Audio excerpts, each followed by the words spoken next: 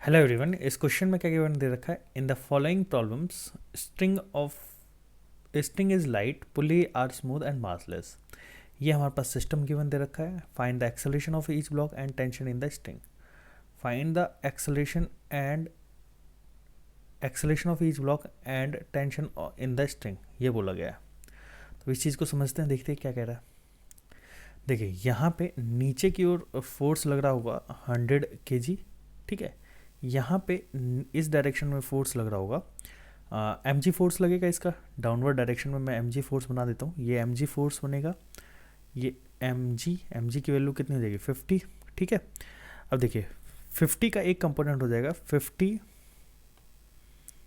Sign 37 degree, और इस direction में एक कंपोनेंट होगा 50 कॉस 37 डिग्री, ठीक। अब ये दो चीज़ें समझ में आती है हमें, ठीक है। अब यहाँ पे देखिए, यहाँ पे एक जब ये वाली बॉडी, अगर आप ध्यान से देखें तो ये वाला जो फोर्स है, ये वाला फोर्स इसको अपोज करने की कोशिश करेगा। तो यहाँ पे क्या होगा? 50 साइन 37 की वैल्यू हो जाएगी 3/5, तो हमें मिलेगा आंसर, ये हो जाएगा 30 न्यूटन।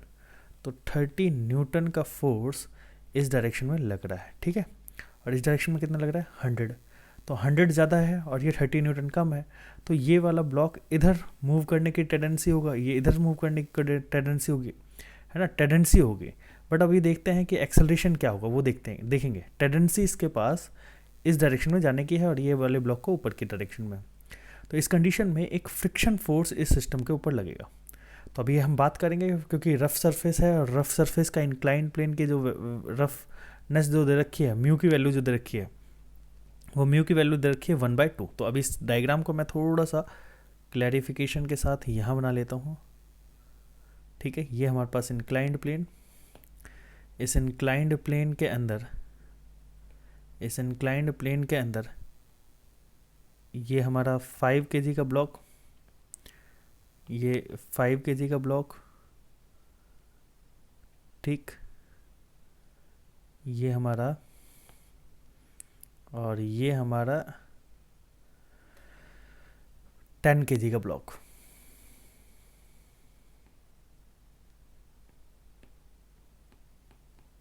ठीक। अब यहाँ देखिए, यहाँ पे होगा क्या? इस पे एक नीचे की ओर फोर्स लगेगा 100 न्यूटन का, इधर फोर्स लगेगा एक 30 न्यूटन का, जो कि मैंने डायग्राम में बता दिया है। इस डायरेक्शन में लगेगा 50 कॉस 37। यहाँ पे 50 कॉस 37 की वैल्यू मैं निकाल लेता हूँ। 50 cos 37 that is equal to 50 into 4/5, that is equal to हो जाएगा 40 न्यूटन। तो इस डायरेक्शन में 40 न्यूटन लग रहा होगा, ठीक है। अच्छा, एक नॉर्मल फोर्स इस डायरेक्शन में लग रहा होगा। अच्छा, आपको मैंने ये बता दिया कि ब्लॉक के पास टेंडेंसी किधर जाने की है। तो ब्लॉक के पास टेंडेंसी, इस वाले ब्लॉक के पास ऊपर जाने की टेंडेंसी और इस वाले ब्लॉक को नीचे की जाने की टेंडेंसी है। तो फ्रिक्शन किधर लगने की कोशिश करेगा? अपोज करेगा, इसके मोशन को अपोज करेगा। तो इस वाले ब्लॉक के ऊपर फ्रिक्शन इस डायरेक्शन में लगेगा, है ना। तो अब ये फ्रिक्शन फोर्स मैंने इधर बना दिया। ये फ्रिक्शन फोर्स की वैल्यू कितनी होगी?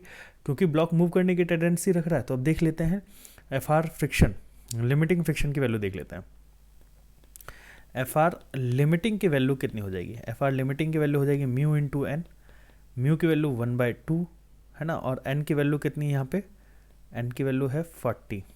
तो यहाँ हो जाएगा 20 न्यूटन FR लिमिटिंग, 20 न्यूटन, ये 20 न्यूटन FR लिमिटिंग। क्लियर? अब इस चीज़ को समझते हैं। ये वाला ब्लॉक नीचे की ओर 100 न्यूटन, ये वाला ब्लॉक 20 न्यूटन, इधर 30। तो यहाँ पे क्या हो जाएगा? नेट एक्सेलरेशन ब्लॉक के पास, ये वाला ब्लॉक इधर जाएगा और ये वाला ब्लॉक इधर जाएगा, ठीक। अब देखिए यहाँ पे लगने वाला, क्योंकि ब्लॉक नीचे मूव कर रहा है, तो यहाँ पे लगने वाला जो फ्रिक्शन होगा, वो फ्रिक्शन होगा काइनेटिक नेचर का। कौन सा नेचर का होगा? काइनेटिक नेचर का फ्रिक्शन हो जाएगा, क्योंकि लिमिटिंग फ्रिक्शन से भी रुक नहीं रही बॉडी, है ना। तो इस कंडीशन में लगेगा, क्योंकि रिलेटिव मोशन हो रहा है। तो अब यहाँ पे होगा क्या? Acceleration of the system. तो एक्सेलरेशन ऑफ सिस्टम की बात करता हूँ मैं, तो कैसे लिखेंगे देखते हैं। 100 इसको खींचने वाला फोर्स है, minus 30 minus 20 is equal to 10 plus 5 into a. तो यहाँ हो जाएगा 100 माइनस ये हो जाएगा 50, ये 15 और एक्सेलरेशन की वैल्यू हो जाएगी 50 डिवाइडेड बाय 15, ये एक्सेलरेशन की वैल्यू हो जाएगी। क्लियर, ये चीज़ समझ आती है हमें। ठीक, ये तो हमारा एक्सेलरेशन आ गया। अब हम बात करेंगे एक्सेलरेशन की वैल्यू हमारे पास आ गई, इसको मैं अगर कट करूँ तो ये आ जाएगा 3 और यहाँ पे आ जाएगा 10। तो यहाँ पे इसको मैं नेक्स्ट स्टेप में लिख देता हूँ। तो एक्सेलरेशन की वैल्यू हमारे पास आ जाएगी 10/3 मीटर पर second square. This is the acceleration. Clear. अब देखिए नेक्स्ट हम बात करते हैं टेंशन फोर्स की। तो टेंशन फोर्स की वैल्यू की बात करते हैं इन फॉर 10 kg ब्लॉक।